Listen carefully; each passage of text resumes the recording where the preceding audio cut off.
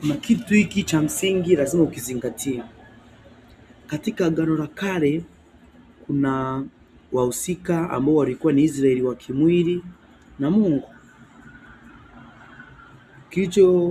Vitu vingi ambavyo ukichunguza kwenye Agano la Kale, Mungu aliwapa amri 10 na pia akawapa unabii wa ujio wa Yesu.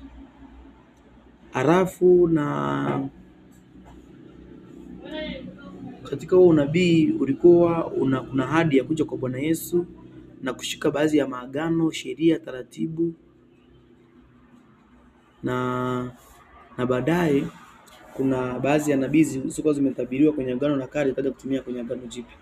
Agano Jipya wahusika sasa hivi ni wahusika ambao ni wa Israeli wa kiroho ambao ni wa Kristo